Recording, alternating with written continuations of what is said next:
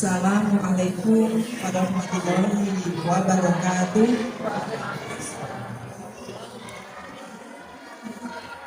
Alhamdulillah, alhamdulillah. Obishrah bisyukri wa sirri amri wa hulukatan min lisani yafqahu qawli. Allahumma sholli ala Muhammad wa ala ali Muhammad. Amma ba'du. Ayah bunda yang dirahmati Allah, marilah senantiasa kita panjatkan syukur kita kehadirat Allah Subhanahu wa Ta'ala yang telah banyak melimpahkan nikmatnya kepada kita semua sehingga kita bisa berkumpul bersama pada acara PUBG perdana kelas 1 paralel di musola ini. Sholawat dan salam semoga terlimpah curah kepada junjungan kita Nabi Agung Muhammad Sallallahu Alaihi Wasallam sebagai suri teladan kita, dan mudah-mudahan kita digolongkan dalam umatnya yang akan mendapatkan syafaatnya di yaumul akhir nanti. Allahumma amin.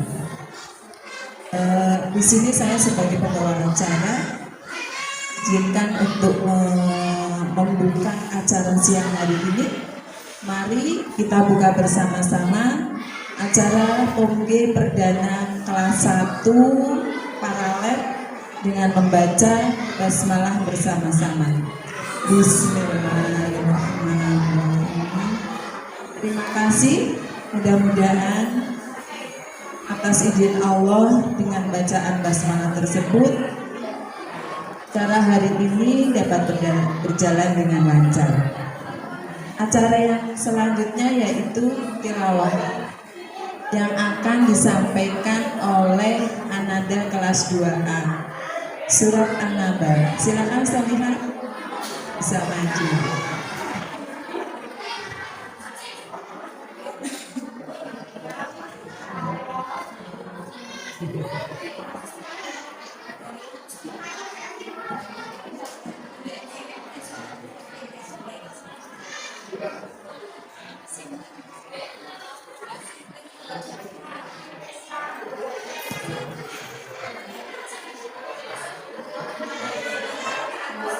Assalamualaikum warahmatullahi wabarakatuh. Waalaikumsalam warahmatullahi wabarakatuh.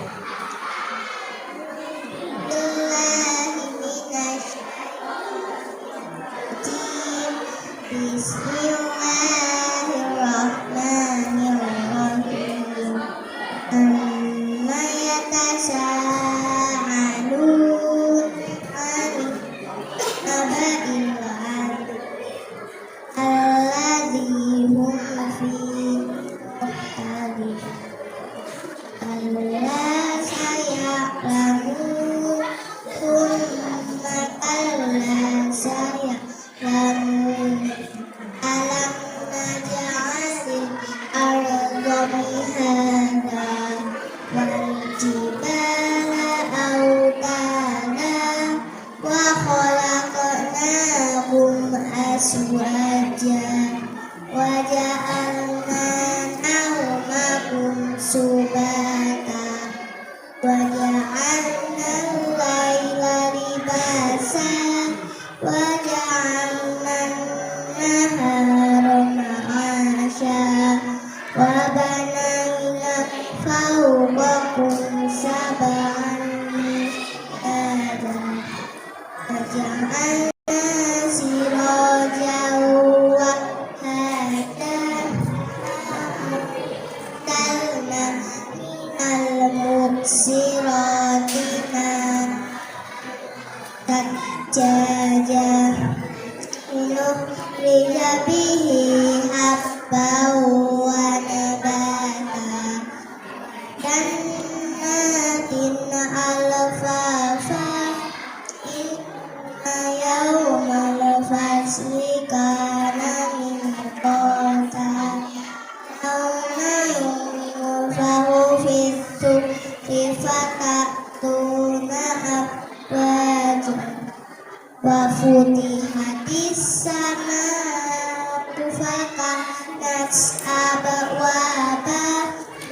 Wasuyiratil jibalu fakanat saraba Inna jahannama kanat mirsada Littagina ma'aba labisina fiha ahqaba La yadhukuna fiha bardan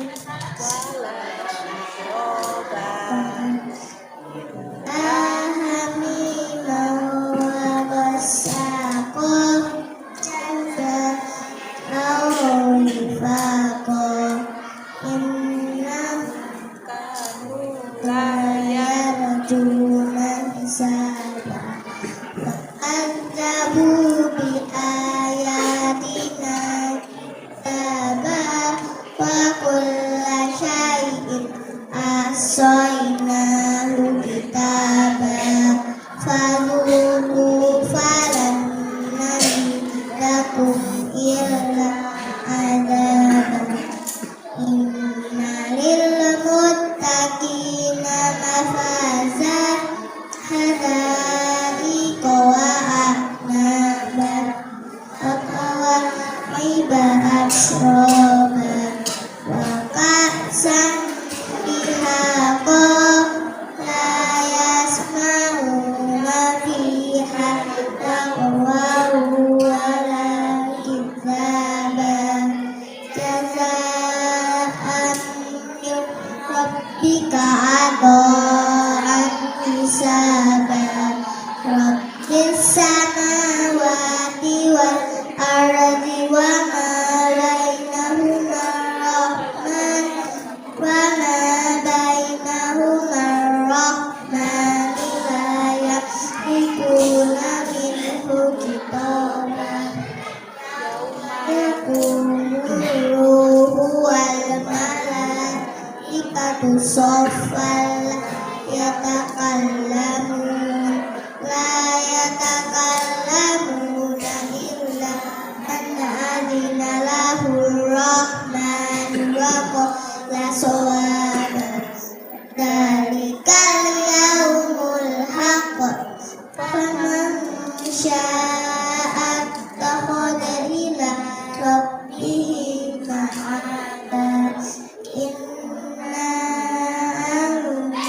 anzalnakum adaban qariban Yawma yanzuru al-mar'u ma qaddamat yadahu wa yaqulul kafiru ya laitani kuntu turaba Shadaqallahul azim Wassalamualaikum warahmatullahi wabarakatuh. Waalaikumsalam warahmatullahi wabarakatuh.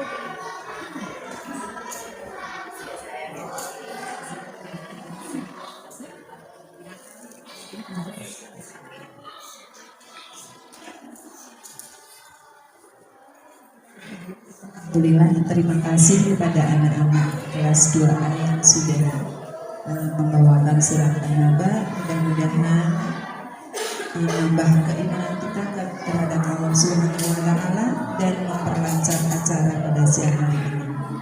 Acara selanjutnya yaitu sambutan yang akan disampaikan oleh Ustazah Reni Setiawati. Padanya disilakan.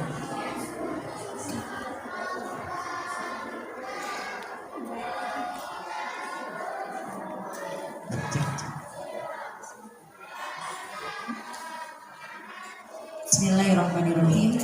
Assalamualaikum warahmatullahi wabarakatuh.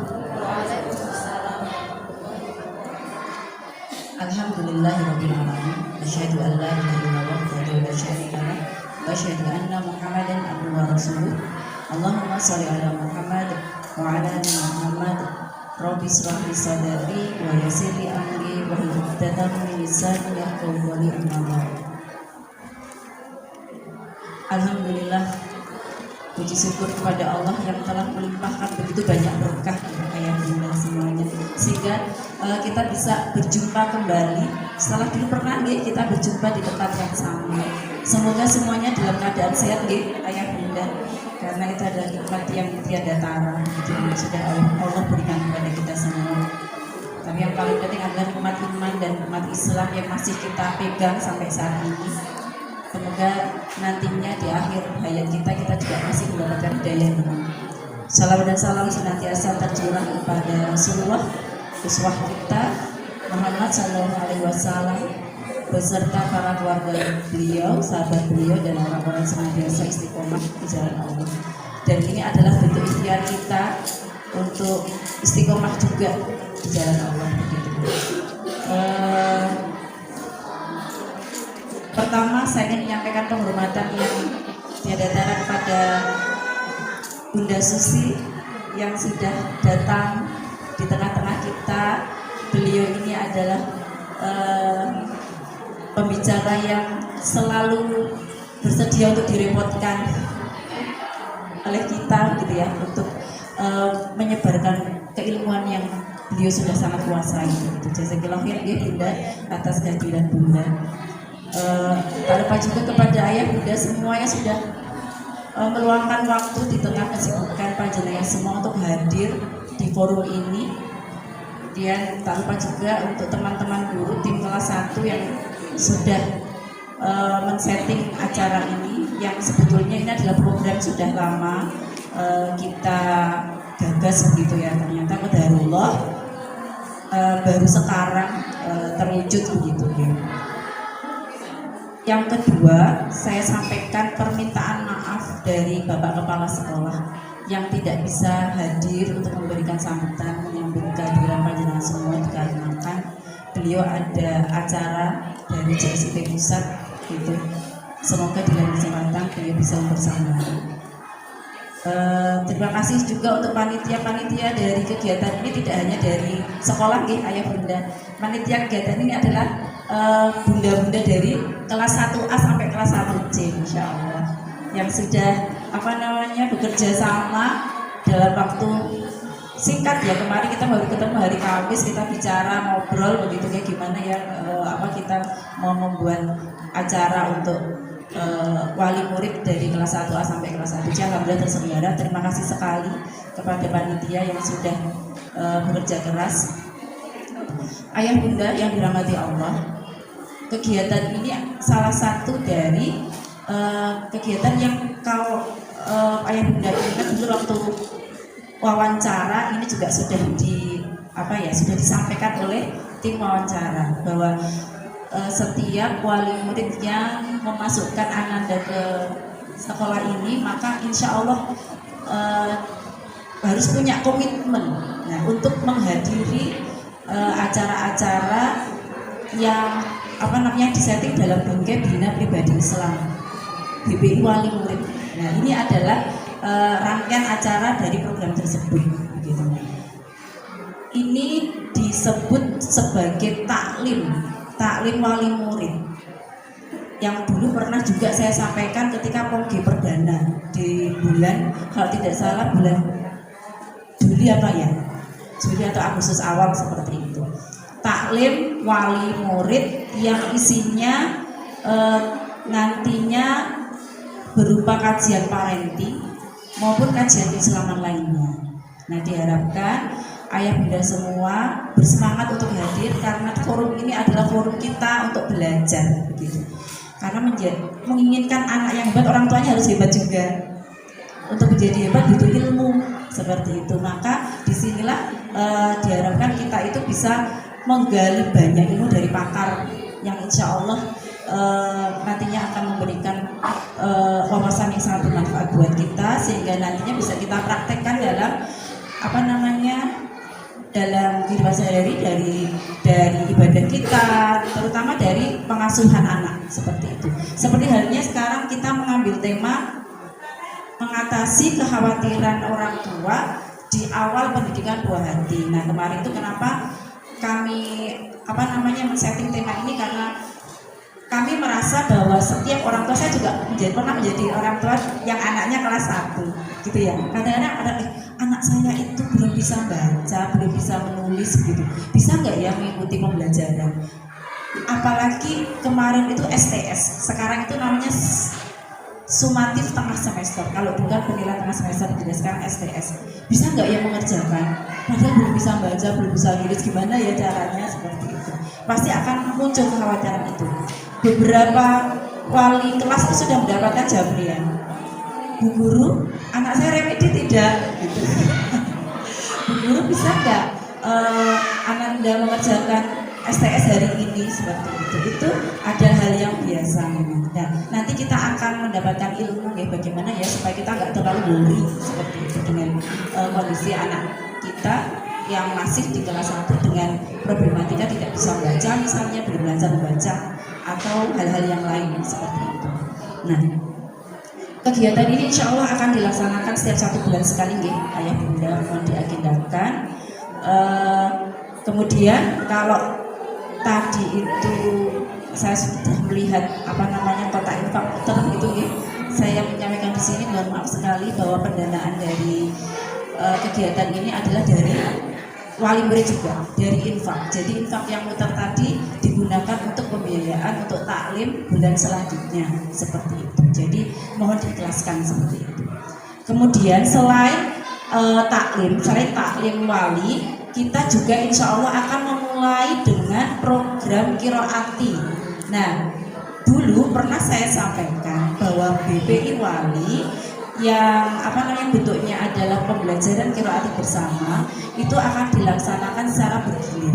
Nah, insya Allah minggu depan hari Sabtu itu adalah gilirannya ayah bunda kelas 1A seperti itu. Nanti akan didampingi oleh guru yang ditunjuk untuk mendampingi panjenengan. Nah, hari Sabtu berikutnya tanggal 24 itu kelas 1B.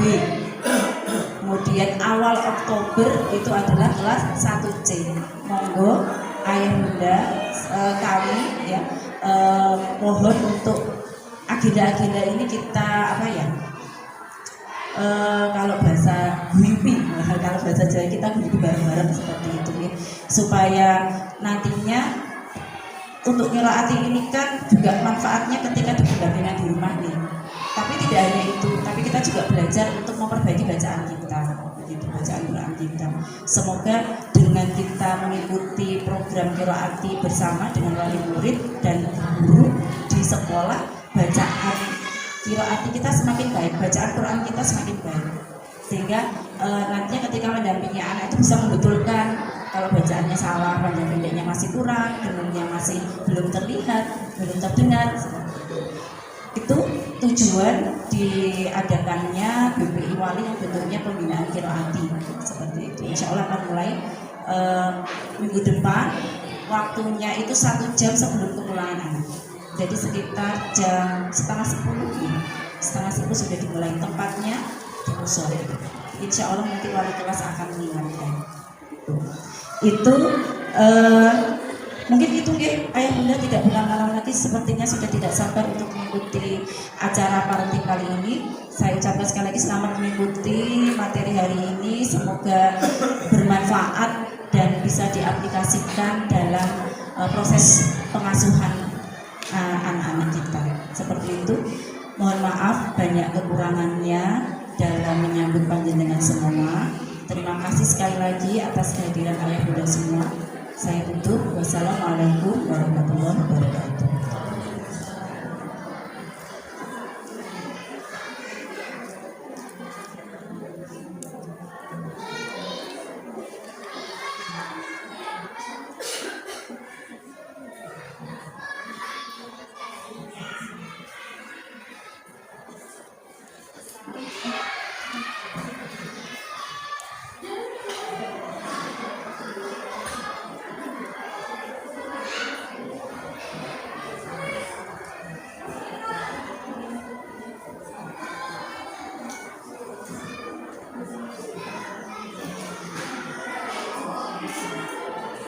Terima kasih kepada Bu Reni yang sudah menyampaikan sambutannya. Jazakallah khairan katsir. Acara selanjutnya yaitu acara inti yang akan dibawakan oleh Bunda Susi Dwi Herawati space. Adanya dipersilahkan.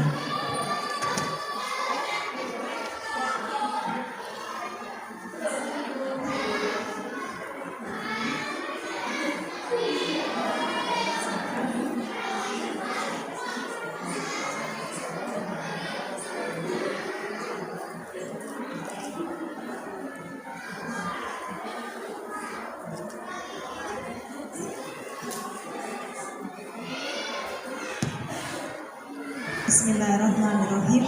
Assalamualaikum warahmatullahi wabarakatuh.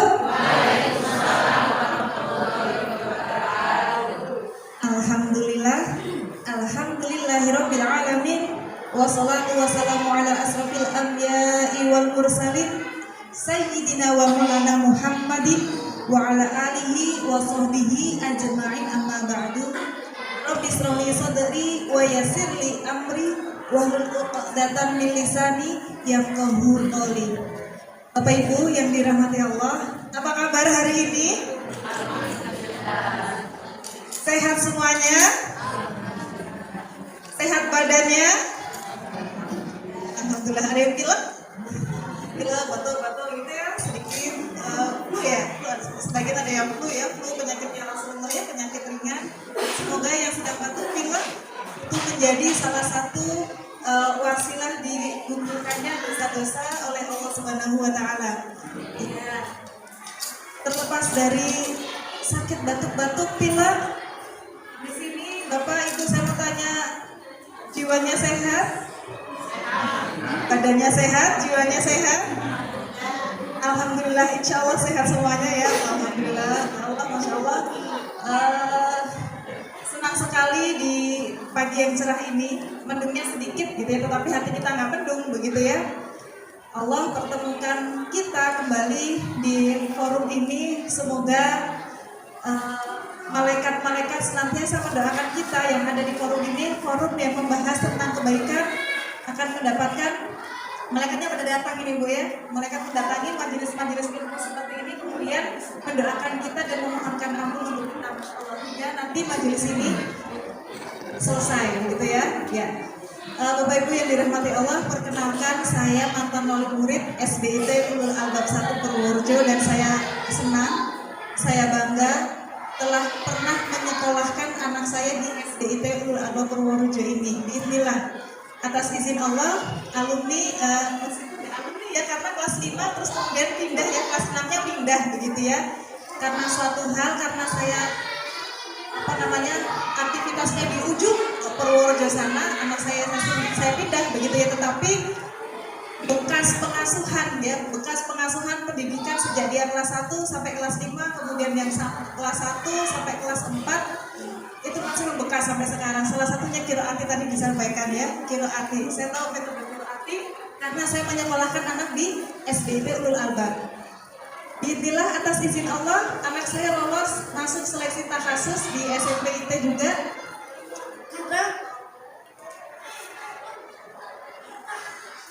Karena dapat bekal Kiroati dari SDIT Ulul Albab kelas 4 sudah syahadah waktu itu. Ketika SMP, masuk di SMP seleksi untuk bisa kelas takhasus, kelas khusus untuk menghafalkan Al-Quran itu ya, bacaan Al-Qurannya benar-benar lancar, benar-benar benar. Nah, ini metode yang sangat luar biasa yang dimiliki, kurikulum yang dimiliki oleh SDIT Ulul Albab ini, benar-benar benar, begitu ya.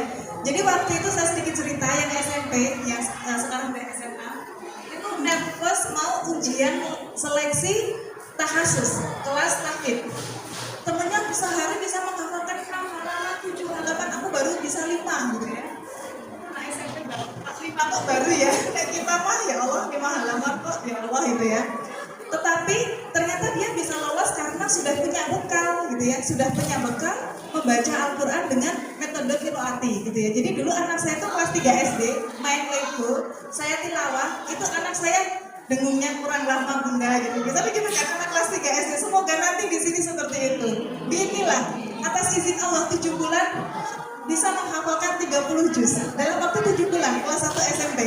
Semoga nanti putra-putri Bapak Ibu yang sekarang baru kelas 1 belum terlambat gitu ya, masih memulai gitu ya, masih tunas gitu ya. Saya doakan akan menjadi para penghafal Al-Quran yang Al-Quran itu benar-benar ada di dalam jiwa dan perilakunya. Kemudian yang nomor 2 yang pernah jadi muridnya Bu Reni juga ya, alhamdulillah bismillah ya. Sekarang hafalannya 6 juz Bu Reni, masya Allah gitu ya. Diam-diamnya. Nah dulu awal-awalnya ini bu guru di sini Pak Guru dan bu guru di sini Pak Miftah pernah jadi gurunya juga gitu ya. Awal-awalnya di kelas 1 yang masih malu-malu dan sebagainya. Dan ini pernah gitu ya, alhamdulillah anak saya 3. Saya punya anak 3.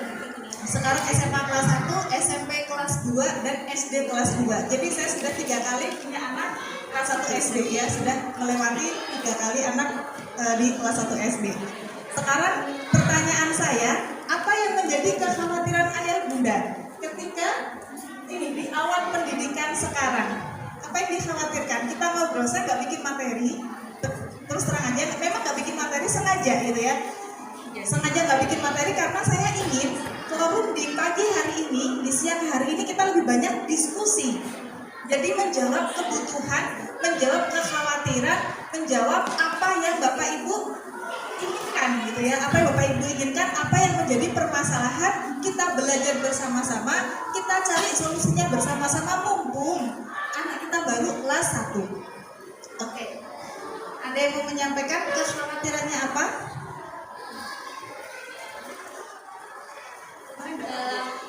dalam hal lancar membaca. Baca, ya. Baca. Belum bisa membaca. Oke. Lancar. Belum lancar, baik. Membaca belum lancar. Ini kira-kira kenapa ya? Kita mau meruntut, kenapa anak-anak belum lancar membaca, mau diruntut? Jadi begini. Sekarang saya mau bertanya dulu, siapa di antara ayah bunda yang ada di sini suka membacakan buku ke anak? Oke, suka membacakan buku ke anak. Jadi dulu saya sebelum punya anak ya, saya masih hamil anak yang pertama, saya membaca bukunya Ustadz Fauzil Adzim, membuat anak gila membaca. Dan sekarang benar-benar gila membaca, bismillah. Sekarang di SMA IT MH Nur Hidayah Surakarta, dia punya target, saya akan menyelesaikan seluruh buku yang ada di perpustakaan selama sekolah di sini.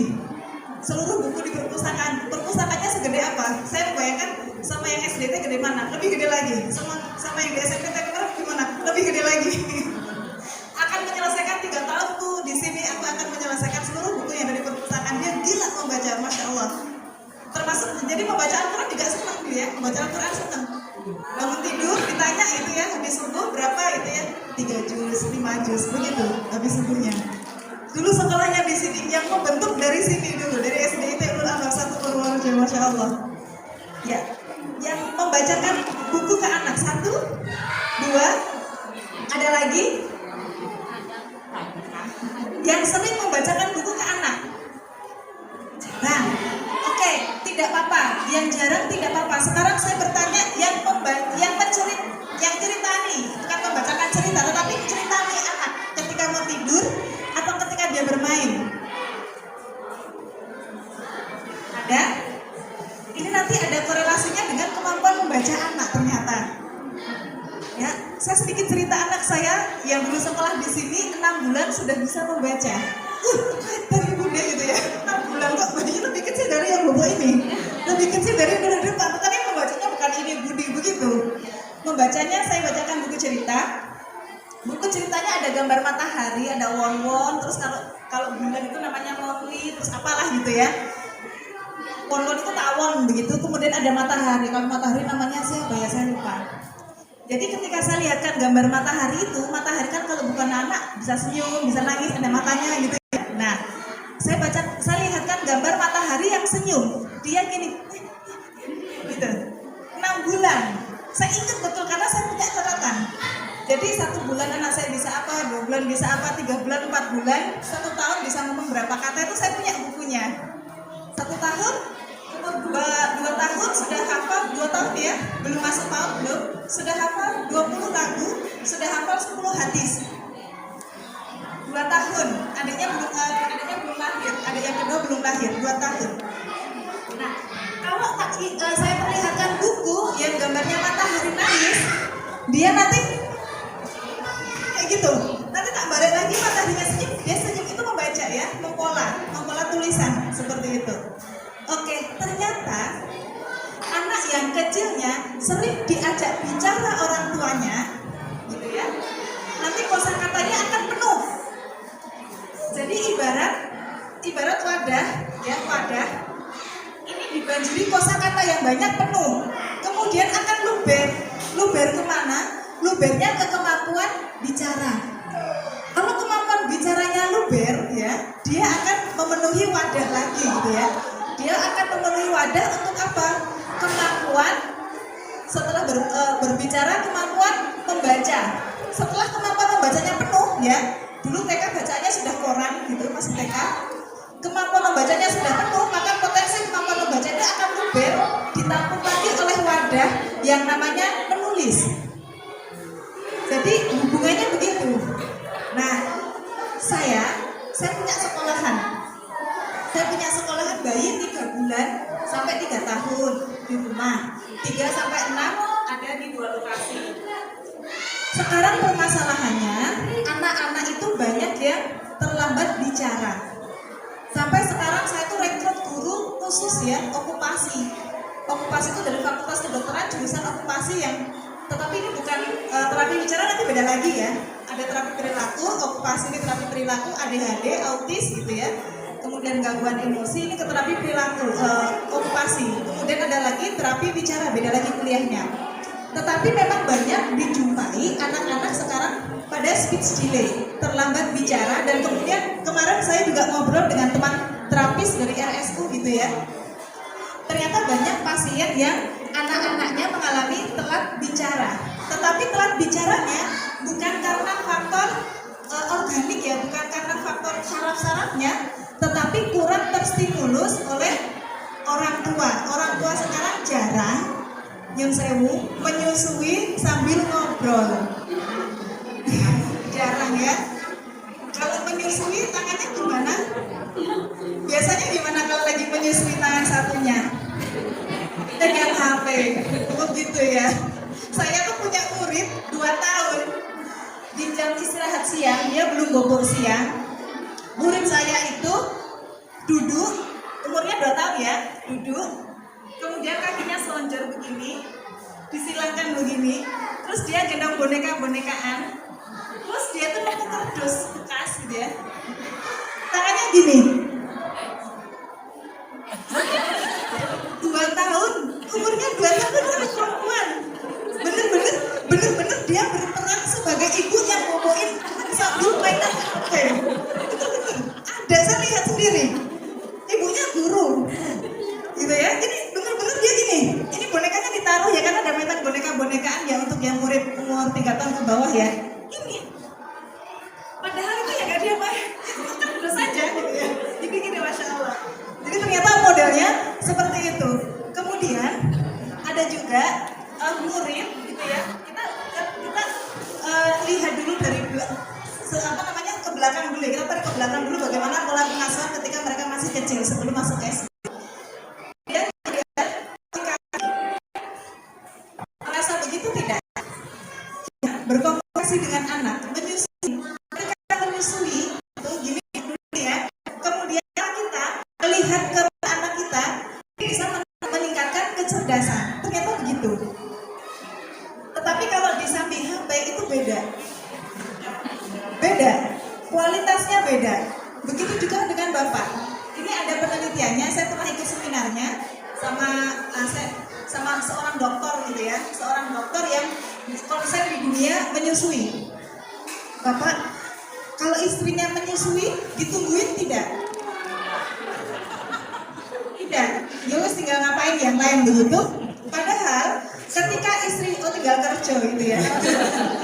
Ya. Ternyata penelitian menunjukkan bahwa, nanti bisa dicari, ini insya Allah datanya valid, gitu ya, karena seorang dokter yang menyampaikan, ya. Penelitian menunjukkan anak, istri yang menyusui anaknya, kemudian suaminya nungguin di sebelahnya sambil mainan HP, jejeri, mainan HP, itu kualitas ASINY-nya hanya 28%. Hanya 28% secara kuantitas. Kuantitasnya mungkin sama, ya, berapa mili, begitu, ya. Tetapi bapak yang mendampingi istrinya menyusui, kemudian bapaknya memberikan motivasi, wah nenek ya, ayo yang banyak biar sehat, istrinya juga nih, makanya yang banyak lagi menyusui, nggak usah diet-dietan biar asinya banyak, itu kualitas asinya akan naik menjadi 98%. Dan ini ada korelasinya dengan kecerdasan.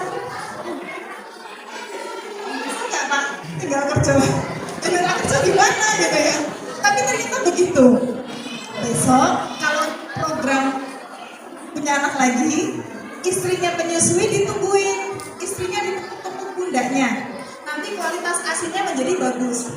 Kok bisa? Apa hubungannya? Ada. Ketika seseorang bahagia, gembira, di dalam tubuhnya akan memproduksi hormon.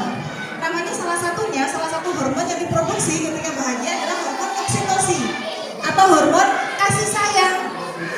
Nah, kasih sayang itu, hormon itu akan dikonsumsi oleh anak melalui ASI. Anaknya tenang, bawaannya tenang, jadi di sekolahan dia juga akan tenang. Yang bagus kualitas ASINya, dia di sekolah akan tidak gampang panik, tidak gampang cemas, dia akan nyaman. Ada 3 yang perlu kita ketahui, ada 3 temperamen pada anak, ya, pada manusia. Ada namanya temperamen sulit.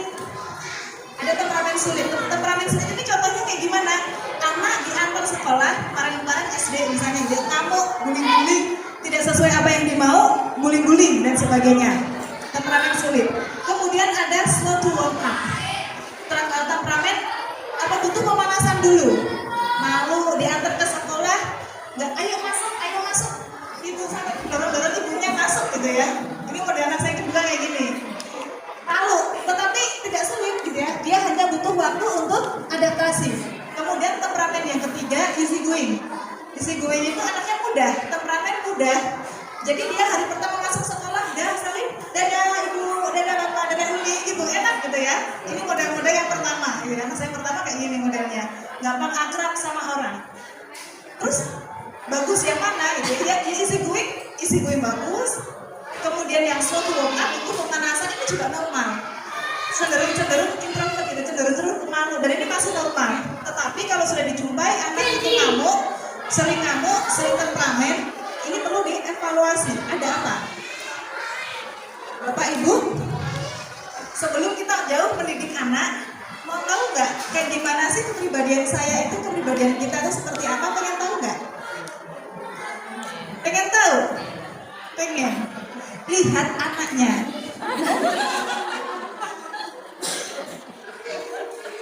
Ya, anak itu doang, betul apa ya? Kamu kan, gitu ya. Berarti dilihat, berarti aku juga seperti itu. Ibunya, anaknya kok tersinggungan ya. Dilok saya apa sedikit, kamu itu kok lama sih? Langsung nangis. Yang begitu, dia melihat. Ya dilihat siapa? Orang tuanya. Anaknya, ya Allah, anak ini ngomong, terus mandek-mandek gitu. Yang dilihat siapa? Orang tuanya. Kemudian orang tuanya gitu. Nah kalau kayak konselor nanti lihatnya ke bagaimana dia memperlakukan temennya. Hei, jangan di situ. Ada teman di tetangga misalnya di jalan gitu ya. Jangan di situ, itu berat gitu. Itu niru siapa? Niru orang tuanya. Kemudian mainannya direbut temennya. Gini-gini tidak terebut balik. Kenapa nggak direbut? Kenapa nggak diambil? Itu kan punyamu. Biar Allah yang membalas. Ini ada, saya pernah dapat konselingan begini. Jadi dia tuh tersakiti, dia tuh tersiksa karena di ini sama orang tuanya, kamu nggak boleh nakal, nggak boleh begini biar Allah yang balas kalau ada temennya yang nakal. Tetapi dia belum siap secara mental. Maka ini ada hal-hal yang perlu dipersiapkan sebelum anak masuk ke SD. Sebenarnya begitu, gitu ya. Harus dipersiapkan apa? Mempersiapkan anak masuk SD, motoriknya. Dicek motoriknya. Dia sudah bisa duduk bagus belum? Karena di SD sudah menggunakan kursi ya. Kalau TK kan masih kadang lesehan. Udah bisa duduk bagus belum? Saya tanya di sini, ada yang putra-putrinya masih muter aja, nggak mau duduk rapi?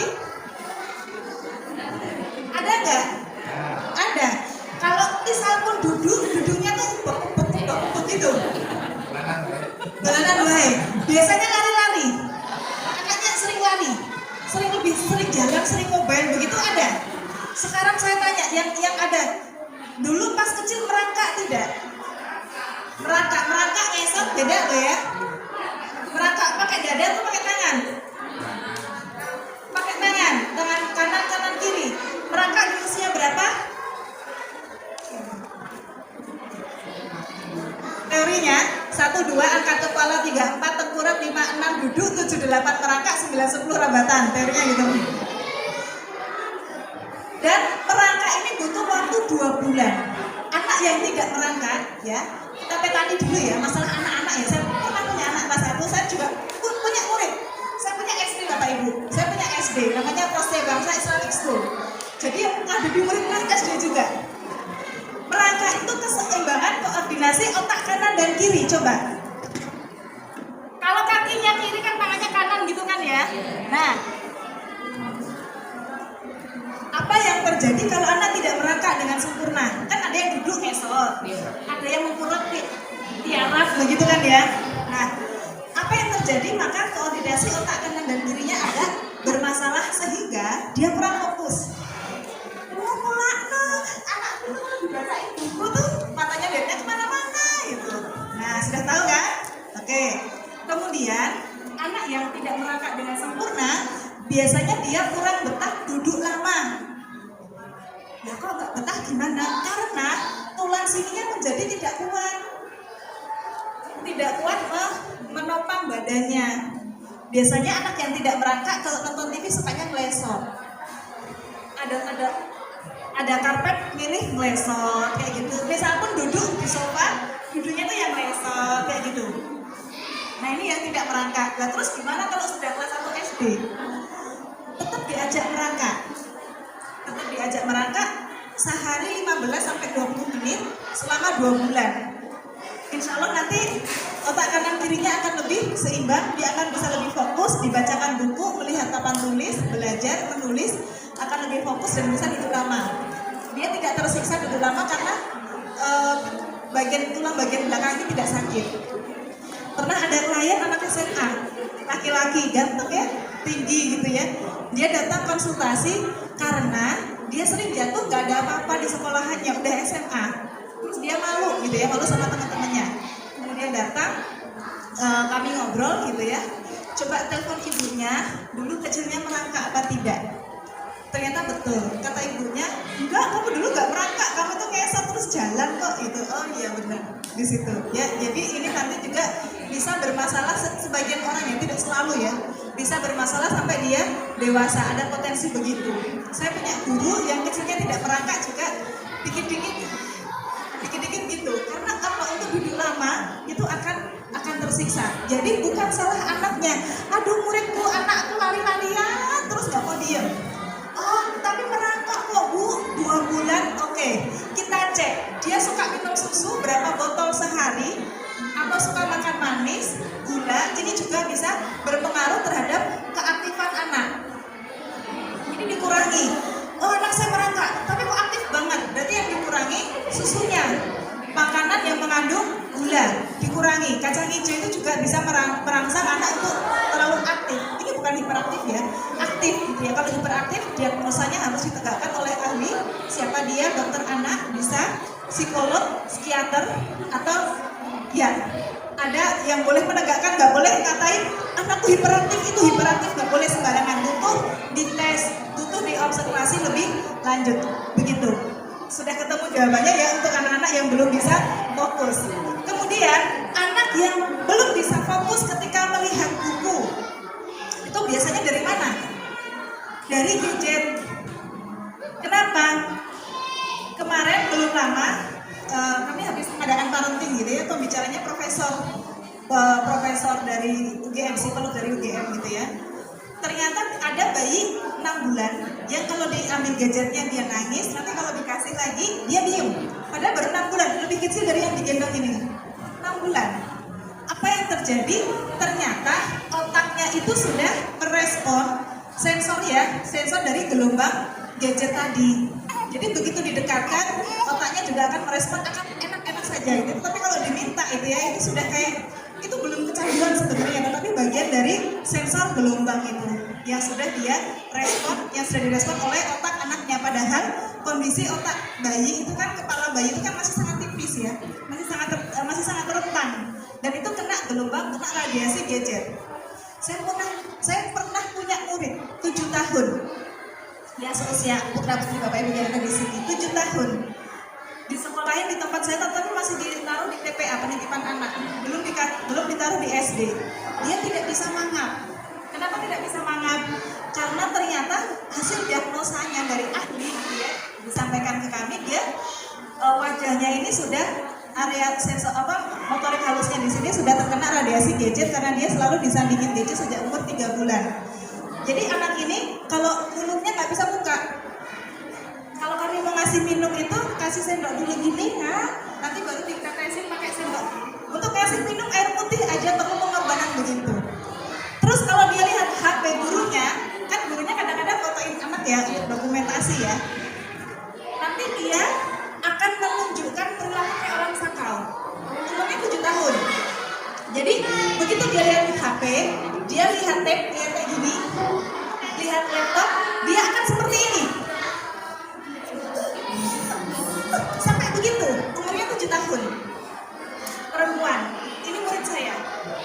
Ya, jadi begitu ada stimulus alat elektronik gitu ya, dia akan merespon seperti itu.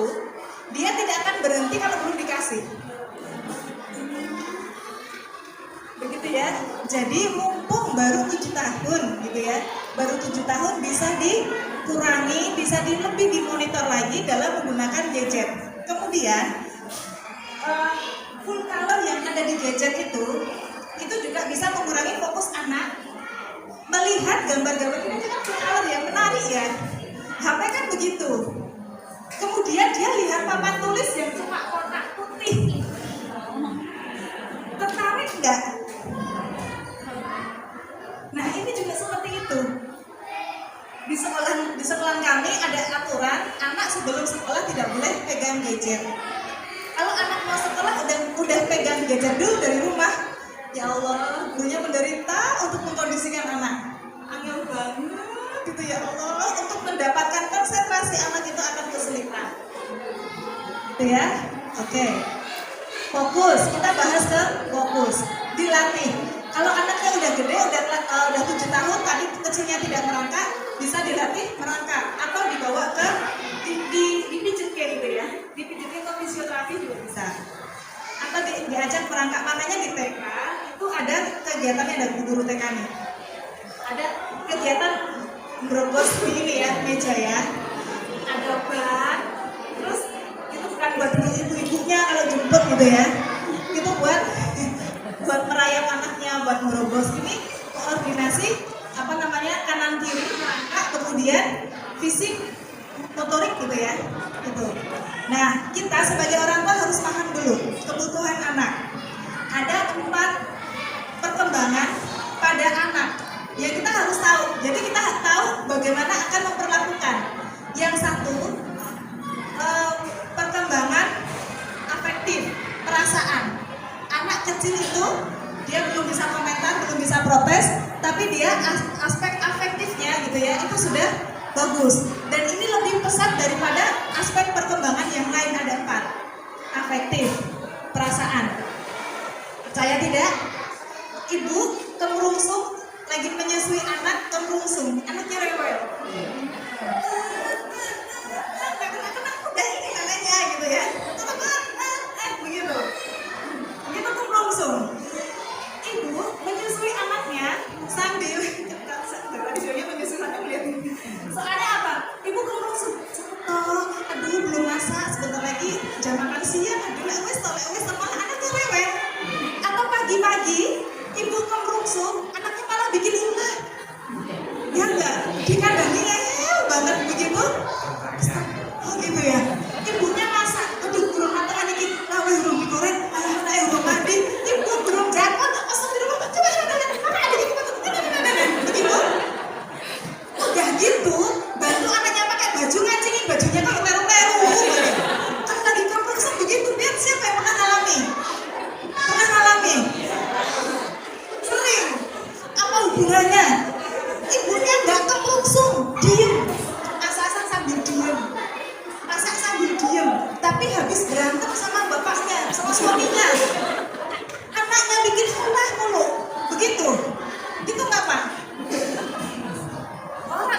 saya. Ada hubungannya, gini Bu, ada hubungannya.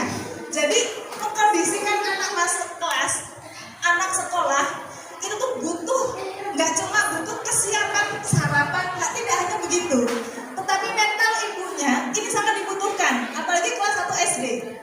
Anaknya masih dibangunin, bangunin sekali langsung bangun. Apa kompak? Serius, pengen sekali 2 kali cukup. Sekali 2 kali cukup bisa kok anak kelas 1 SD. Bismillah, atas izin Allah, anak saya TK udah gak pernah tak bangunin. Bismillah, atas izin Allah. Caranya gimana? Caranya menjadi orang tua ya apa? Sabar. Kalau orang tua yang sabar, bangunin anaknya 5 kali gak bangun-bangun, tetap dibangunin gak? Dan saya bukan orang tua yang begitu. Saya bukan orang tua yang begitu. Saya orang tua yang kejam. Gendong bawa ke kamar makan. Butuh Kak. Beko gak jadinya? Oke, gini ya. Ini tips ya. Alhamdulillah, bismillah. Ketiga-tiganya lolos gitu ya. Ketiga-tiganya lolos, termasuk yang nomor 3. TK udah tidak dibangunin. Udah bangun sendiri. Yang dilakukan, ini dulu saya survei. Saya sering komunikasi dengan anak. Saya tanya, hal apa yang paling enggak suka? Yang paling kamu enggak suka dari bunda apa? Disuruh bangun sama disuruh mandi. 2 itu yang paling tidak suka, yang paling tidak disukai oleh anak. Ternyata bukan karena marah-marahnya.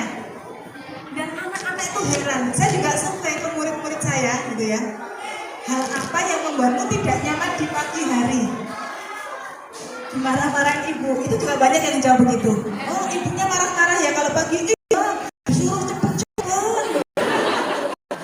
Gak boleh nonton TV, gak boleh pegang HP, terus disuruh ini, itu. Oh, itu yang kamu gak nyaman. Iya, nah ini betul akan menyebabkan kondisi yang di kelas nanti juga akan sulit. Oke, satu persatu kita bahas.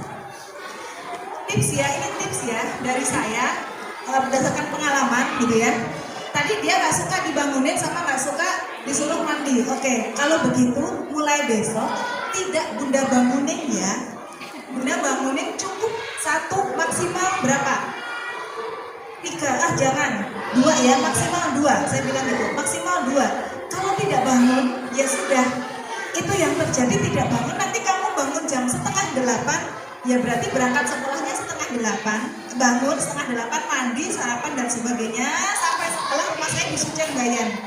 Butuh waktu sekitar 20 menit. Berarti nanti kita ke sekolahnya sekitar jam 8. Oke? Wajahnya mikir. Tetapi disinilah penerapan disiplin positif harus. Oke. Nah, kan ritme tidur sikardia, namanya ritme tidur ya. Orang itu kalau sudah jam 4 pagi itu sudah bisa mendengarkan suara apapun meskipun orok. Siapapun. Karena ritme tidur itu hanya terbagi menjadi 2 waktu. 4 jam, kan 8 jam tidur malam. Yang 4 jam itu ada gelombang REM. Gelombang REM ini yang benar-benar dia itu nggak dengar suara apapun dari luar. Ini hanya sekitar 15-20 menit. Habis itu terjaga, dengar ada ayam berkokok, dengar ada suara telepon, dengar itu ya dengar. Nah di pagi kalau sudah subuh jam 4 ke atas itu suara apapun manusia itu bisa mendengar karena sudah bukan gelombang REM lagi. Jadi pasti dengar gitu ya. Nah apa yang saya lakukan? Saya bangunin dia 1 kali, udah dibangunin 1 kali, kesempatannya tinggal 1 kali ngomong, udah rosok tapi keras di dekat dia. Bangunin nggak ya? Enggak deh, kan janjiannya cuma 2 kali. Biarin aja lah bobo. Apa yang dia lakukan? Langsung lari. Itu yang saya lakukan dan saya sudah tentukan sama suami saya, kalaupun dia bangun kesiangan, orang sangat telat, maaf gitu ya. Bukan ini ngajarin anak jelek ya, tetapi ngajarin anak konsekuensi.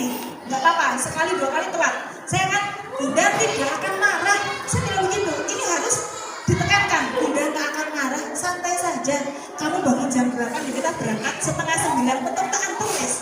Nanti bunda bilang ke gurunya, izin dulu ke guru ke depan gitu ya, boleh masuk apa tidak. Kenapa bisa sih kok anaknya terlambat? Bangunnya jam 8 dulu. Harus jujur. Bunda harus jujur. Tapi nggak marah, janji nggak marah. Saya begitu kan? Karena yang sering terjadi itu kan diwalek toh. Nanti bunda marah loh, gitu kan? Ayo, nanti bunda marah, bunda marah. Jangan bikin bunda marah, gitu kan?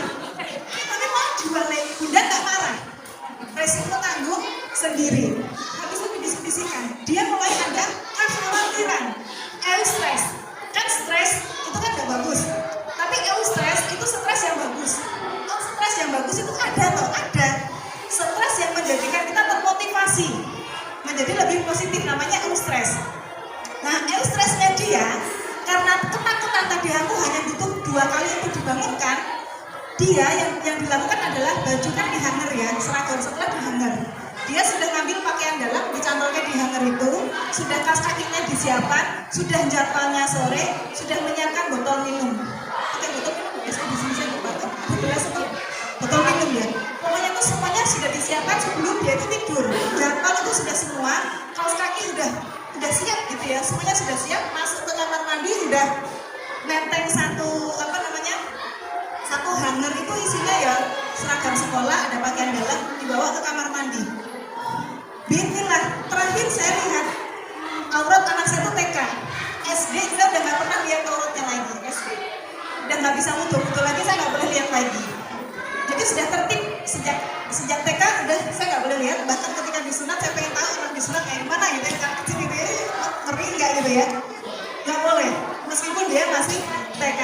Oke, selesai mandi, kemudian biasa ya kamar mandi sudah pakai seragam. Ini kelas 1 SD sudah begitu.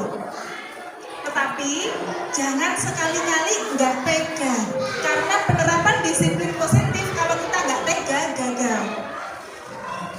Dan anak akan sekolah. Allah, nanti juga dibangunin, iya nggak? Kita juga begitu kan? Kita main lama ke tetangga. Allah, suamiku juga belum pulang kok, santai gitu. Kan begitu. Tetapi dibalik gitu ya, dibalik. Jadi kata-katanya itu lebih, kalau saya di rumah jam 4:30 belum asar, sampai belum asar, suami saya nggak marah, cuma bilangnya begini, astagfirullah, dihajat belum sholat gitu. Tapi nyelkit banget nggak itu? Itu pakai panggil satu buhajah gitu loh. Itu yang lebih gitu loh, ya sholat. Kayak merasa gimana? Anak juga begitu. Tidak perlu pakai marah, tidak perlu ngegas. Kenapa? Karena ngegas itu tidak solusi. Ya, yang diingat-ingat nggak perlu ngegas sama anak. Kenapa? Semakin anak digas, semakin dia ingin memberontak, semakin dia ingin membalas. Ini sudah hukum alam begitu ya. Oke, jawab salam saya. Assalamualaikum warahmatullahi wabarakatuh. Assalamualaikum warahmatullahi wabarakatuh. Saya ngegas untuk ngegas ya. Anak sudah begitu, mandinya kapan?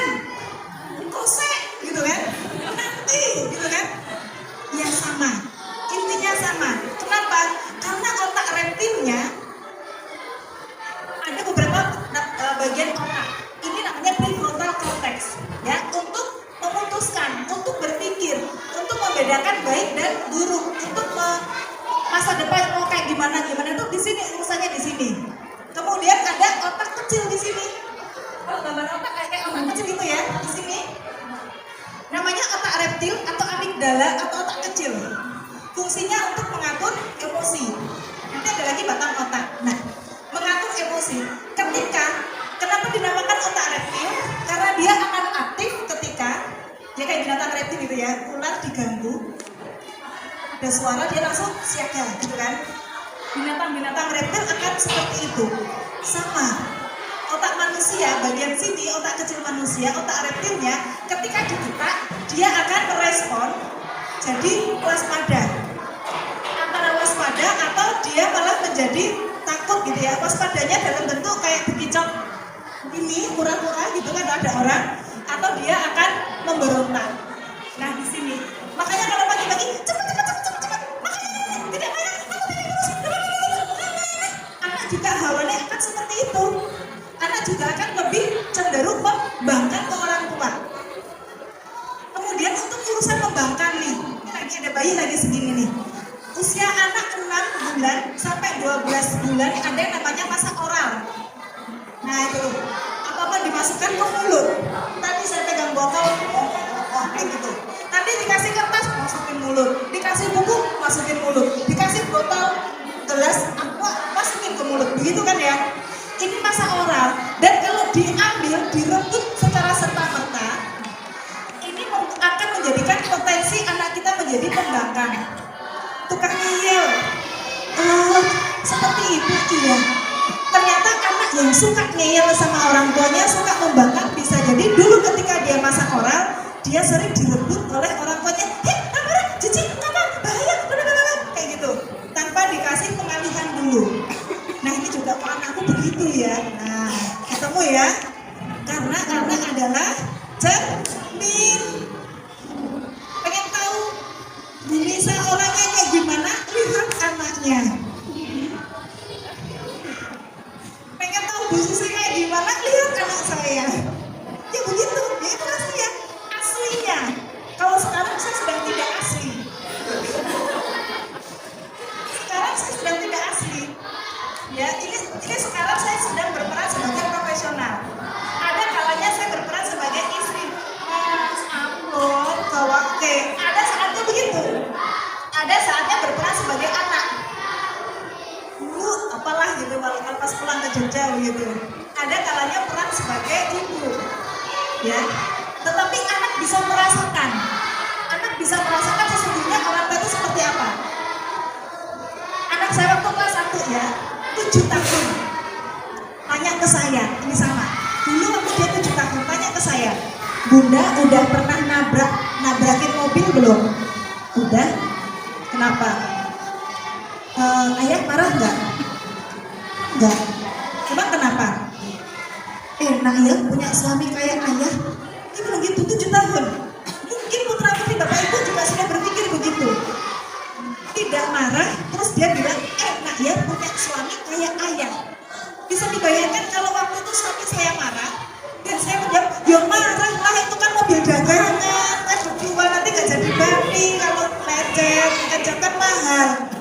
Berarti dia akan menganalisa bagaimana? Gak enak ya punya suami kayak gitu. Dan anak itu pengamat, observer. Dia melihat wali murid yang lain pas jemput loh ya.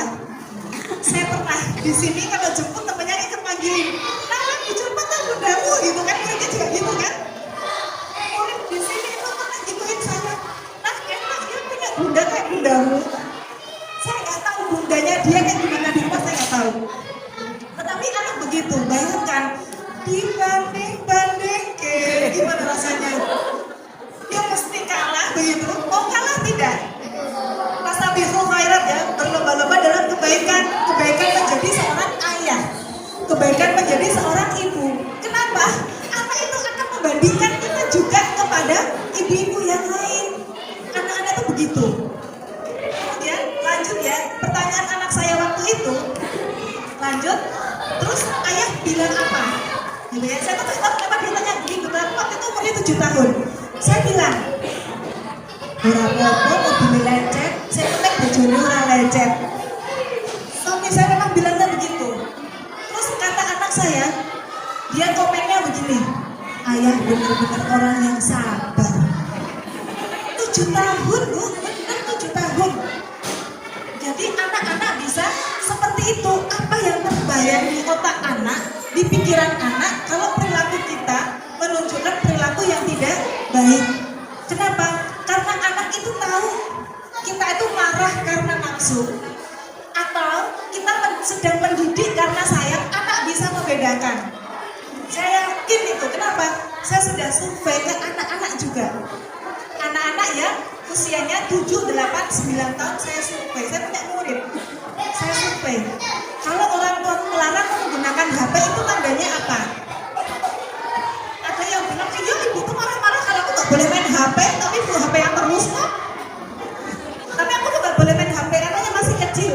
Ibu anu, membanding-bandingkan, kakak boleh. Kakak main HP terus boleh, kalau aku gak boleh. Dan sebagainya, dia akan membanding-bandingkan, itu akan menyakitkan. Gitu ya, terus ada yang menjawab, berarti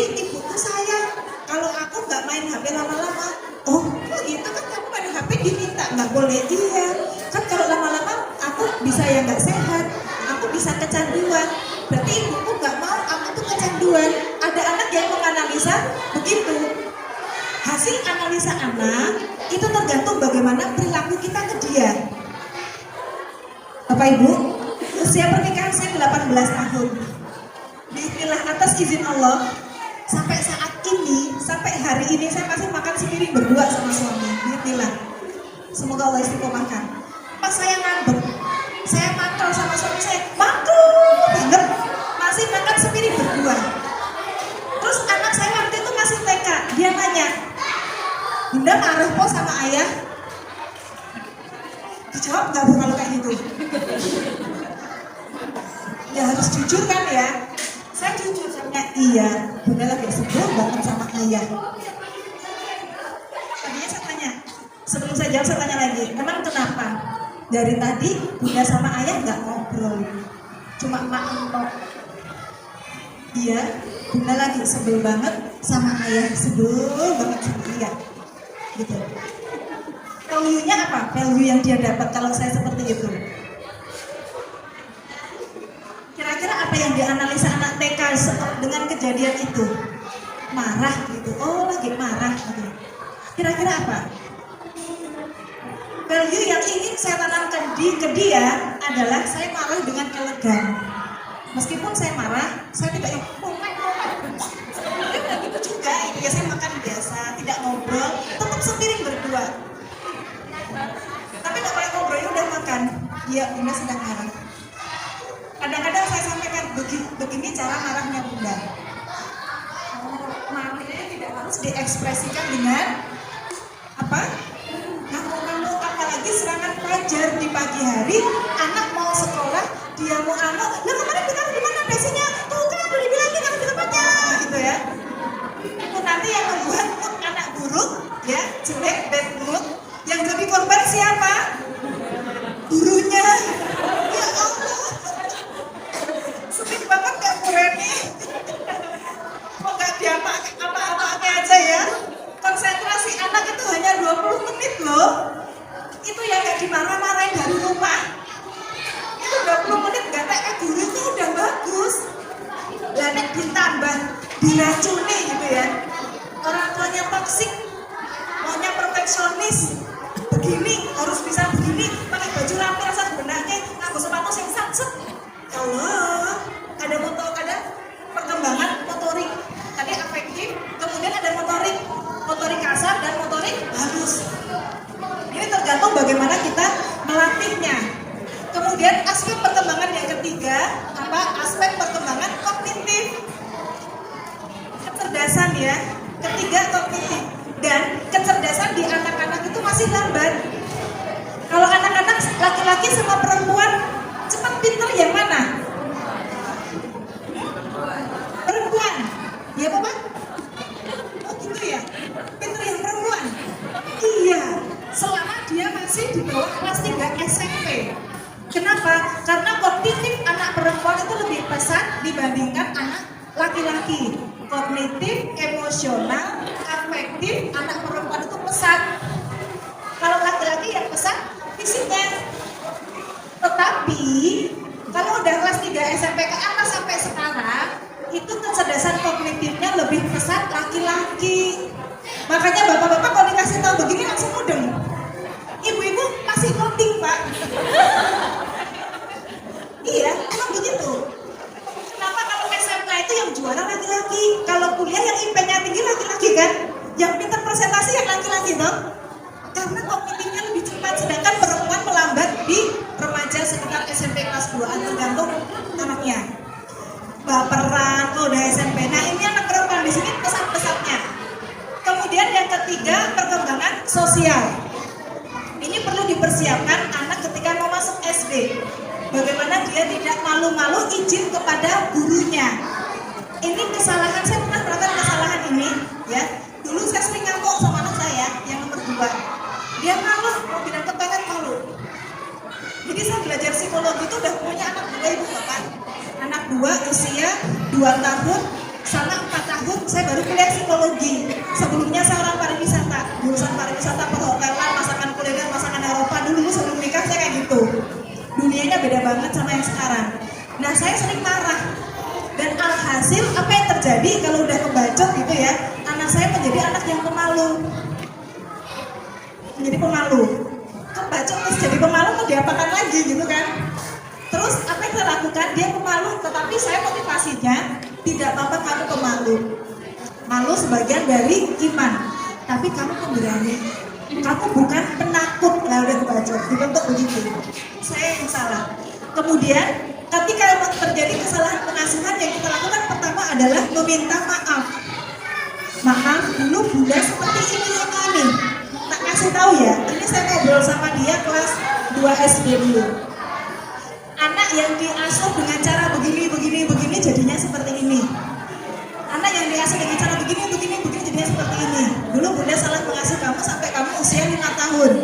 Sekarang kamu sudah 7 tahun, 8 tahun. Kamu usia 5 tahun sampai ke 8 tahun, 3 tahun bunda sudah memperlakukan kamu begini. Artinya kamu menjadi anak yang seperti apa? Yang pemberani. Oh gitu ya. Kenapa kamu jadi anak pemberani? Pengasuhannya begini, tak jelas-jelasnya karena saya sudah kebaca kenangan salah. Dan dia tahu ketika saya marah, cepet, itu dia tahu. Itu nyuruh untuk kebaikan, demi kebaikan atau dari orang tuanya sedang nafsu marah. Anak sangat bisa membedakan. Bahkan marah yang ditutupi tadi ya, marah yang ditutupi anak tetap bisa merasakan. Kenapa? Karena aspek perkembangan afektif pada anak itu paling cepat tumbuh. Kalau mau ya bu, tapi jangan. Nanti ini jangan. Saya mendelihi ngomongin gitu ya. Ponakan saya, bayi usia 4 bulan.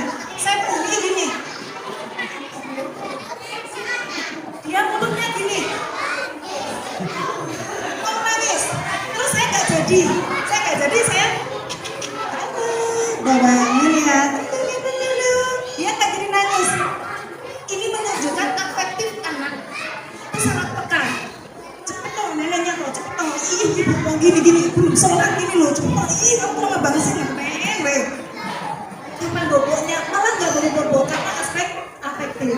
Jadi memperlakukan anak usia 7 tahun, kelas 1 SD dengan apa?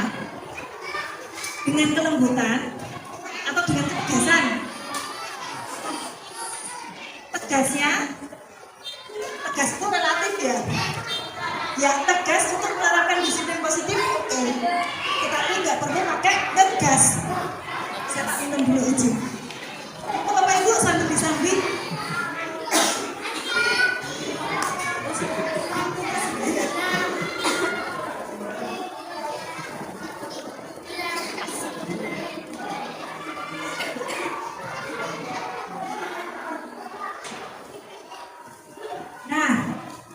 Tegas, tidak perlu ngegas gitu ya, apalagi baru 7 tahun. Kalau sering digas tadi, maka yang terjadi otak reptilnya akan lebih sering untuk aktif. Kalau udah terbiasa digas, nanti dia ngomong sama gurunya juga akan ngegas. Ada nggak berani ngegas gurunya? Ada ya, berarti di rumah sering digas juga itu, seperti itu. Oke. Ini sudah 4 ya. Perkembangan anak, kognitif, afektif atau perasaan, kognitif atau kecerdasan, kemudian fisik, motorik kasar, motorik halus, kemudian sosial. Nah, sekarang pertanyaannya, anak di sini sebelah, masalahnya apa yang di sini? Kekhawatirannya apa? Selain belum bisa membaca, sulit beradaptasi. Tetapi sudah bisa sekarang bulan ini. Berarti mungkin dia masuk temperamen yang slow to warm up tadi, yang butuh pemanasan untuk bisa beradaptasi. Santai saja, itu umumnya dimiliki manusia normal. Oke, selesai yang ini. Yang lain kurang fokus. Dulu merangkak tidak? Merangkaknya sempurna 2 bulan. Kaki kanan kiri. Ya oke. Suka minum susu? Susunya banyak sehingga dia aktif. Kalau itu dari gula-gula itu dia akan lebih ke aktif. Selain susu, makanan olahan kayak nugget dan sebagainya itu juga menjadikan anak akan banyak aktif. Sehingga kalau anak aktif diajak melihat buku, dia menjadi kurang fokus. Makanan-makanan instan bisa dikurangi, kacang hijau dikurangi, gula-gula dikurangi, permen-permen coklat dikurangi. Coba itu, gitu ya. Yang kurang fokus di situ. Kemudian gadget juga bisa merusak fokus anak. Apalagi kekhawatirannya? Mandiri. Oke, anak mandiri. Ini dibiasakan sejak kecil juga ya. Tetapi kita bisa kan dalam teori psikologi itu ada dua. Yang dulu ya teori psikologi lama itu dua. Kalau anak bagus dikasih reward. Kalau anak gak bagus melakukan kesalahan dikasih punishment atau hukuman, gitu ya. Tetapi ini dulu penelitiannya dipraktekkan ke binatang. Binatang yang digunakan untuk percobaan teori ini anjing, ya, anjing itu, kemudian tikus yang digunakan untuk percobaan ini. Kemudian ada muncul namanya psikologi positif, lebih ke reinforcement, lebih ke penekanan. Ketika kita ingin anak kita mandiri, maka ketika dia berperilaku mandiri, kita tekankan bahwa dia sudah mandiri. Ini belum SD ya, merah ini ya, belum SD. Ini kan ikut acara begini, tidak nangis, tidak minta pulang-pulang, disampaikan terima kasih hari ini ikut acara, tapi nggak rewel. Ibu seneng banget. Besok kalau ada acara begini lagi kamu boleh ikut. Oke, begitu ya. Jadi ditekankan, terima kasih tidak minta-minta pulang. Jadi besok bunda gak khawatir kalau kamu ikut acara lagi. Oke. Kemudian ibu, bapak, kalau mau ke warung atau mau belanja atau pergi, nawarin anaknya gimana? Mau ikut apa tidak? Ditawarin nggak? Kalau mau pergi di meeting ditawarin. Ngomongnya gimana? Mau ikut enggak? Gitu, begitu Pak, menura gitu ya. Pak Rono, menura, gitu ya, menura gitu ya. Itu juga begitu. Oke, kalau itu diganti, ibu mau ke warung, mau nganterin tidak? Beda enggak? Nah ini untuk menstimulus kemandiriannya. Jadi dia ke warung itu tidak sekedar ikut, buntut aja ya ikut gitu, tetapi dia nganter. Beda enggak? Mau nganterin ibu ke warung, di sini ada sisi tanggung jawab, gitu ya. Ketika anak sering dikondisikan begini, maka kemandiriannya juga akan lebih cepat terpupuk. Saya anaknya perempuan, laki-laki, perempuan. Kalau saya mau pergi, saya bilangnya tidak jamak ya, tapi satu-satu. Saya ngomong ke anak pertama, jagain kedua adikmu ya. Udah mau pergi. Saya ngomong sama anak kayak kedua, kamu anak laki-laki, jagain kakak sama adik ya. Ngomong sama anak yang ketiga, jagain kakak-kakakmu ya. Bunda nitip, bunda mau pergi. Ini cara melatih kemandirian dan tanggung jawab ke mereka. Nanti suami saya yang pergi sama kayak gitu, kembali sama suami saya. Jagain bunda ya, sama kakak, jagain bunda sama adik, blablabla. Anak saya yang kecil masih SD kelas 1 dulu, jagain kakak ya, kamu anak laki-laki di rumah. Kamu laki-laki sendiri di rumah jagain kakak sama bunda. Beda ya rasanya ya. Oke. Di situ melatih kemandirian. Kemudian, misalnya anaknya bangun, kan tidak selalu dibangunkan. Komentarnya apa biasanya? Bangun, ibu. SD kelas 1 masih senang bisa bangun sendiri. Ibu, aku udah bangun, gitu gak sih ya? Soalnya anak saya juga gitu, yang bela-bela gitu ya masih ya. Aku udah bangun. Gimana komentarnya? Alhamdulillah, gitu. Atau benar gitu. Yang mana? Nanti beda. Ibu, aku udah bangun. Alhamdulillah, ibu senang banget, gak usah dibangunin, kau udah bangun, gitu ya. Pokoknya kalau dia berbuat baik, sampaikan dengan kata-kata. Kalaupun kita berbuat baik, sampaikan juga dengan kata-kata. Dia pulang sekolah, gitu ya. Pulang sekolah rencananya mau ngapain, gitu. Beda sama, ayo ganti baju dulu, nggak boleh main, makan dulu. Kalau belum makan nggak boleh main. Jadwal dicek ada PR apa enggak? Kalau nggak ada PR nggak boleh main. Ayo, gini. Itu menjadikan anak akan sulit untuk mengambil keputusan. Itu akan menjadikan anak jauh dari orang tua. Itu akan menjadikan anak semakin sebel sama orang tua sehingga sulit dinasehati. Itu akan menjadikan anak nggak betah di rumah dan sebagainya. Terus apa? Terus gimana Bu? Gitu ya. Coba kalau pulang sekolah kita ajak diskusi, disampaikan, ditanyakan rencananya mau ngapain. Aku mau main. Oh mau main boleh, tapi sebelum main mau apa? Beda ya. Sebelum main kamu mau apa? Dibandingkan dengan boleh main, tapi sebelumnya kamu harus menjadwal dulu. Nggak mau kejahitannya pagi-pagi, bukan masak. Beda. Jadi diskusi ya. Sebelum main mau apa? Aku mau naruh baju. Sudah belum kelas 1. Ya, ini murid-murid saya juga begitu ya. Oke, naruh bajunya, pengen naruh bajunya yang benar. Ya, caranya gimana yang sudah dilakukan? Bu, gimana? Biar anaknya naruh bajunya benar, langsung di mesin cuci atau di tempat baju kotor, bilangnya gimana? Bajunya taruh di keranjang loh ya, gitu. Jangan lupa bajunya taruh di keranjang, gitu. Oke, kita, ibu, digituin sama suami, jangan lupa baca Al-Quran. Sebel nggak? Sebel kan? Sebel, karena apa? Niatnya benar, caranya yang salah. Oke, cara naruh baju. Ini ya yang saya lakukan ya. Oh, bajunya belum bener nih naruhnya. Bener, tegas, belum bener. Bunda bantu ya, sepertinya kamu sibuk. Saya gitu kan? Ya, diwalik. Sepertinya kamu sibuk. Sekarang, Bu Nisa, gitu. Saya misalnya punya Bu Nisa kerja ya, sama guru. Bu Nisa tuh lihat parkir motor sembarangan.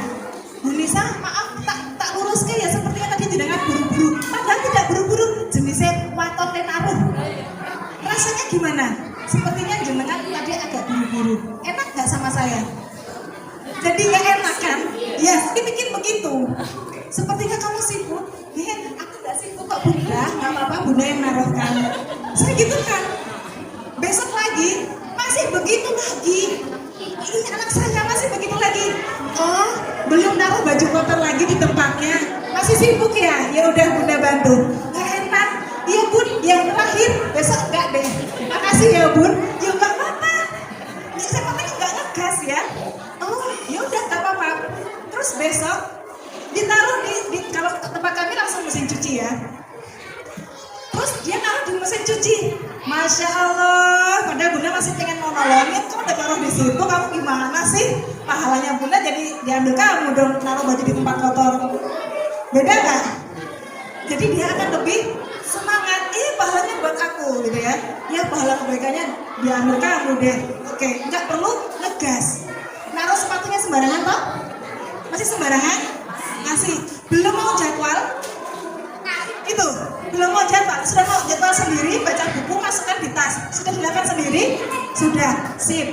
Apalagi kekhawatirannya? Berantem sama siapa? Sama orang tua? Oh enggak. Sama teman satu kelas? Oke. Mengatasinya gimana anak yang berantem? Biasanya yang menyebabkan anak berantem apa? Nah,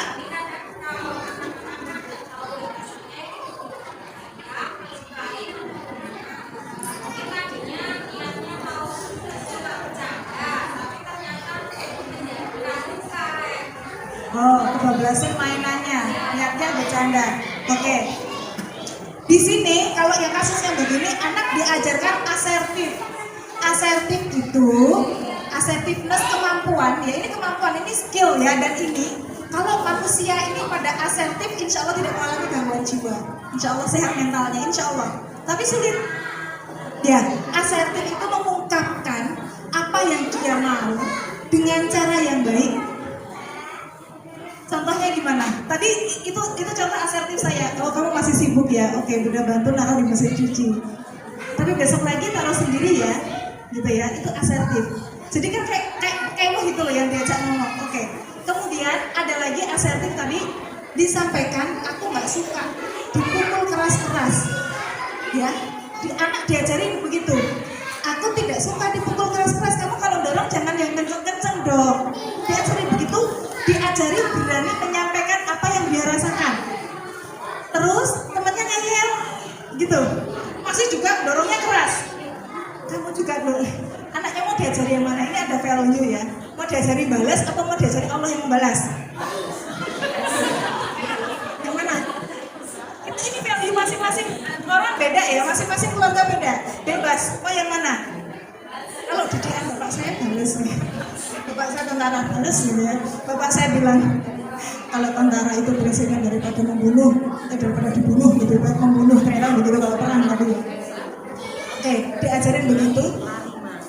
Kalau dia sudah diingatkan 1 kali, 2 kali, dia masih seperti itu, kamu boleh balas. Tapi balasnya tidak jauh lebih sakit. Begitu. Ada model anak yang nggak berani balas, maka yang perlu dilakukan kamu kalau balas berani tidak? Nggak berani, nanti aku dibalas lagi lebih keras gimana gitu. Oke, kalau yang kelas 1 masih boleh disampaikan ke gurunya. Kan nanti bu gurunya, bu guru itu ini lagi di kelas ini, bu guru itu ini gitu. Dikit-dikit begitu. Oke, bu gurunya boleh bilang coba diselesaikan sendiri dulu. Nanti kalau nggak bisa baru bilang sama bu guru. Nah begitu. Tadi yang dipukul kenceng sakit. Kalau kekencangan aku sakit, ya anak-anak kalau main pukul-pukulan, main tendang-tendangan, pura-pura saja, nggak boleh sampai sakit, tapi disampaikan aku sakit, jangan kencang-kencang. Terus main lagi, aku sakit, udah aku nggak mau main lagi. Tegas, ya tegas tidak ngegas. Oke, anak dikulinakkan begitu. Ketika dia tidak nyaman, tegas, aku tidak suka. Dia masih begitu, tinggal pergi. Boleh ditinggal pergi, boleh dengan cara membalas. Saya tergantung usianya, kalau ini tergantung usianya. Kalau anak saya yang SMP pernah di temannya ya, di lapangan, di tengah-tengah kerudungnya diginikan gitu. Terus saya sampai dia bilang, saya tanya, kamu balas nggak? Ya nggak balas, nanti jadi berantem. Kalau aku balasnya benar begitu.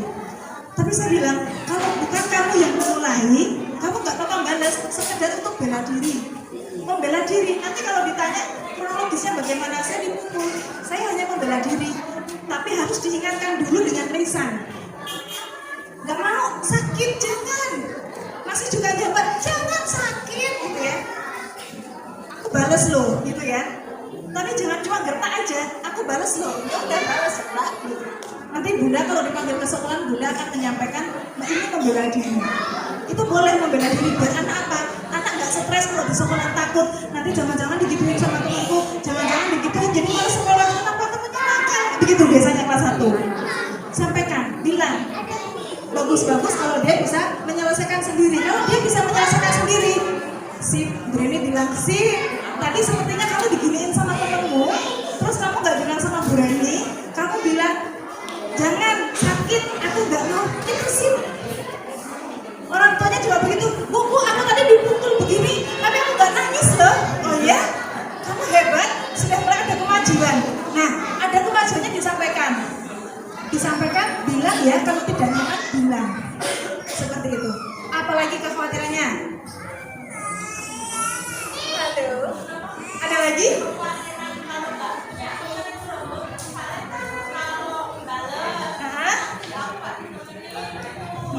Kalau balas, oke, anak diajak menganalisa, ya. Menurutmu teman yang suka mukul itu yang seperti apa? Dia punya teman nggak? Ditanya aja. Disuruh mengamati anak yang suka ngejahilin teman yang lain, itu akan seperti apa? Oh, nanti nggak punya teman balas itu ya, kan nggak memulai dulu. Diajak teman-temannya untuk mengobservasi, ya. Saya sering menggunakan bahasa ini. Saya pernah jalan gitu ya. Sama keluarga begitu di lampu merah. Saya lihatin anak saya kamtis, tahu kamtis Bapak Ibu? Pang-pang itu ya, yang rambutnya gerak, macam-macam bajunya blond kayak gitu. Nah, saya bilang ke anak saya, ini cara ngajarin observasi. Menurut pendapatmu, menurutmu orang itu kayak gimana ya? Kok dia kayak gitu di jalan, di perapatan, kok nggak pulang-pulang, dia udah malam begini gitu ya. Terus dia menganalisa. Mungkin mungkin dia nggak nyaman di rumah. Kami biasa bahasa untuk baku kayak kalau untuk menganalisa begini ya, komunikasi keluarga kami modelnya begini. Kalau pas diskusi begitu, karena kalau nggak baku malah saya sulit gitu ya, pakai teori banget gitu ya.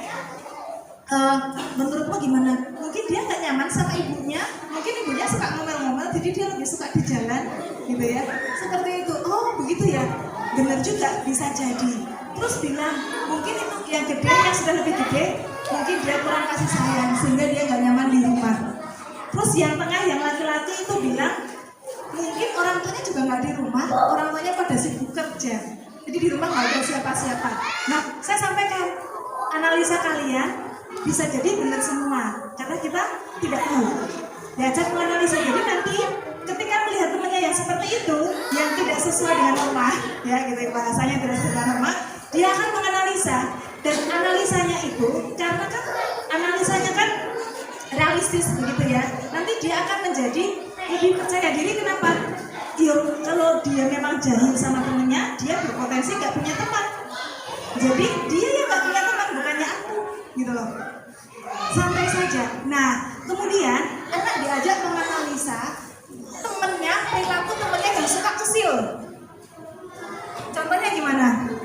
Bisa jadi dia sering dipukul sama orang tuanya. Bisa jadi dia dipukul sama kakak-kakak atau teman mainnya di rumah. Menurutmu anak seperti itu kasihan atau gimana? Ya, kasihan ya sebenarnya ya. Kalau kasihan, kamu sebagai temennya mau gimana? Mau digimanakan? Kalau punya temen yang kayak gitu, dibilangin. Tapi kalau dibilangin dia langsung mau ikut nggak ya? Dia ngeyel nggak ya? Ya nanti kalau ngeyel ya dibilangin lagi, misalnya seperti itu. Saya melakukan ini, anak saya mau masuk pondok SMP. Saya lihatkan video bully di pondok pesantren. Ini bullying yang terjadi di pesantren. Sekarang ada yang kemarin ya, belum lama ya, sampai meninggal.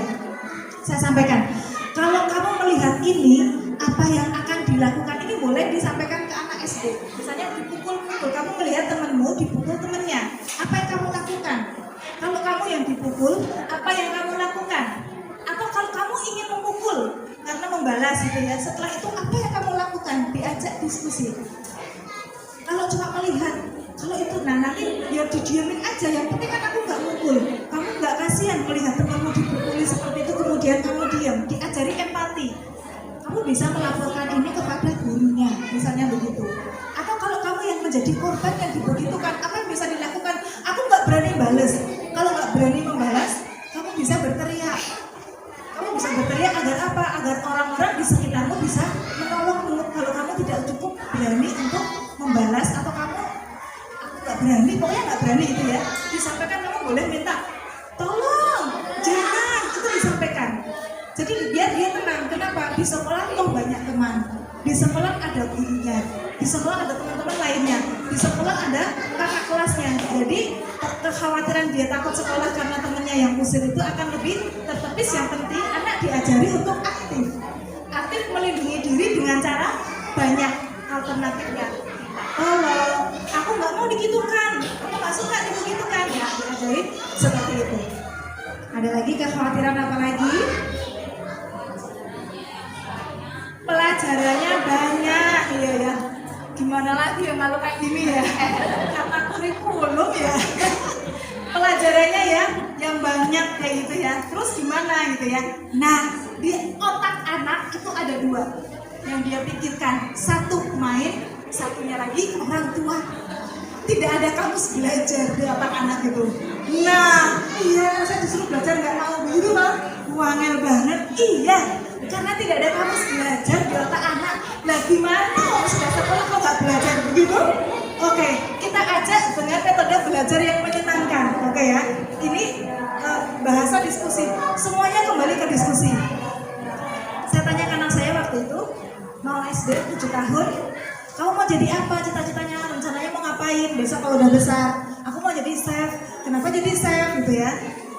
Kalau jadi chef itu langsung nolong orang, langsung sembuh. Orangnya lapar, dikasih masakan, langsung sembuh. Kalau jadi dokter, kasih obat, nggak langsung sembuh, nunggu 2 hari, nunggu 3 hari. Aku mau yang langsung sembuh aja nolong orangnya. Oke, analisanya bagus. Oke, kalau untuk jadi chef, syaratnya apa? Kamu harus bisa apa? Aku harus bisa masak. Biar kamu bisa masak, kamu mau ngapain?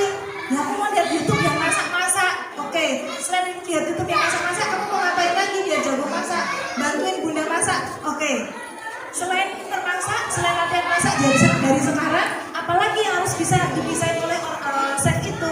Bisa baca resep. Oh ya, selain bisa membaca, bisa apa lagi? Bisa nulis resep biar nggak salah.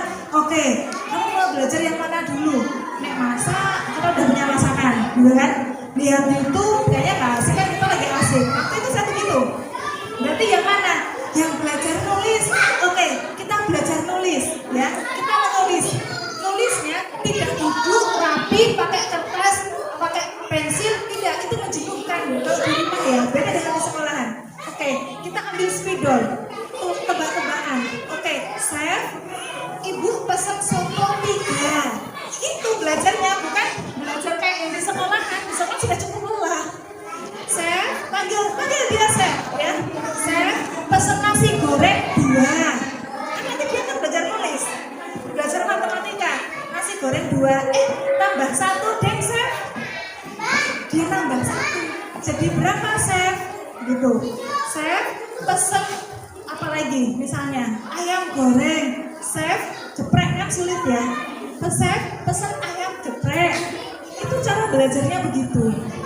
Kemudian diajak orek-orekan, dikasih kertas orek-orekan. Sekarang apa? Dan sebagainya. Kemudian diajari tebak-tebakan. Cara menaikkan level, kalau pelajarannya matematika, ya contohnya ya, tak kasih soal, ya coba tebak 1 tambah 1 berapa. Kalau SD itu sudah sampai 40 berapa ya saya lupa. Sekarang 20 ya. Saya 12 sudah biasa. Ya. Sampai 20. Coba 1 tambah 1 berapa? Sombong. Begitu kan ya? Kan pasti bisa kan? 2 loh. Oh, udah bisa. Sekolah baru 1,5 bulan kok udah bisa. Nah, gitu kan? Dia semangat. Sekarang coba, ini lebih sulit loh. Hati-hati ya, lebih sulit. 2 tambah 2 ada berapa? Oh, ini sulit. 4. Loh, bisa lagi. Kalau begitu kan anak tuh lagi berapa lagi gitu loh. Jadi itu asik gitu ya. Gitu ya. Coba pakai spidol, ditulis di keramik, itu kan gampang dihapus ya, pakai lap aja bisa. Menyenangkan. Gambar-gambar, tebak ini kita gambar awan, bukan gambar awan. Coba ini apa? Awan. Coba awan yang ditulis di bawahnya. Gitu, kayak nggak belajar. Kenapa? Di otak anak hanya ada 2 tadi, orang tua dan main. Baginya dia sedang main, plus orang tua. Nah, kenapa anak itu banyak yang kecanduan gadget? Karena gadget itu bermain. Karena bermainnya dengan gadget, tidak dengan orang tuanya. Jadinya sulit terkontrol. Tapi kalau kita bisa mendominasi mainnya sama orang tua, sering tebak-tebakan, insya Allah dia akan lebih semangat untuk belajar. Saya kan menyenangkan ya. Dia belajar, kita apresiasi. Begitu. Wih, rajin banget. Sekolah sudah jago, nggak usah disuruh ya Allah. Alhamdulillah. Bersyukur punya anak seperti itu lah. Bu Susi lebih begitu harus lebih. Biar anak tuh tahu. Karena apa? Nek cuma dibatet. Alhamdulillah anakku saya bilang. Dia nggak dengar. Ini reinforcement perlu disampaikan, perlu ditekankan.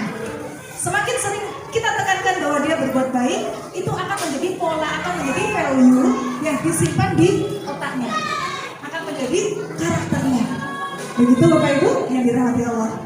Waktunya sudah habis. Kebablasan banyak banget. Mohon maaf yang sebesar-besarnya tentunya banyak salah. Saya akhiri. Wassalamualaikum warahmatullahi wabarakatuh.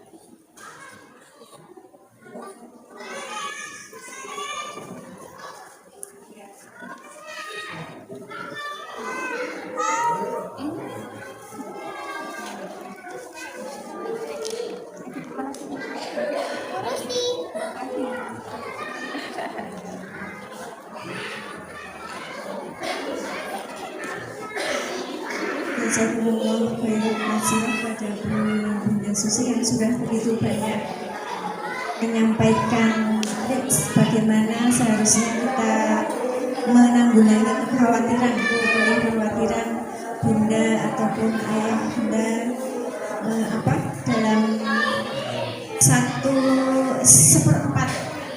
dari semester ini begitu. Insyaallah banyak ilmu yang kita peroleh nggih, Masya Allah. Tak saya penasaran nggih. Masih ingin lagi?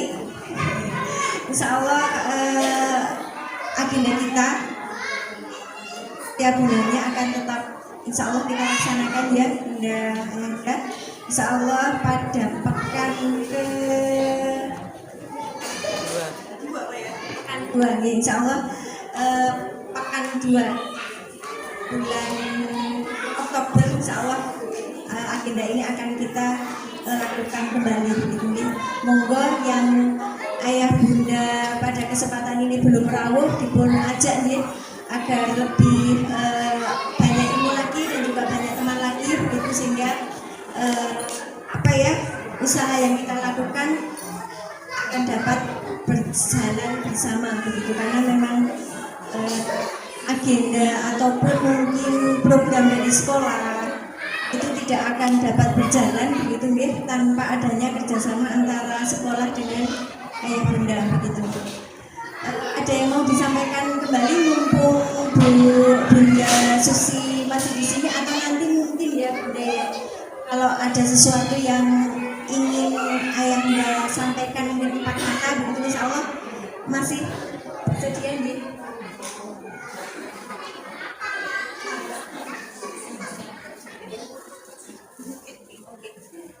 Nanti kalau misalnya ada sesuatu yang mau disampaikan Pak Kota, insya Allah Bunda Susi masih memberikan kesempatan sampai zuhur, begitu. Ayah Bunda, alhamdulillah acara demi acara pada kesempatan ini sudah kita lalui dengan baik. Kami mewakili dari panitia kajian bulanan pada bulan September ini banyak salah, begitu ya. Kami mohon maaf sebesar-besarnya. Monggo kita tutup kajian pada bulan ini dengan doa penutup majelis dan juga doa hamdalah bersama-sama. Monggo.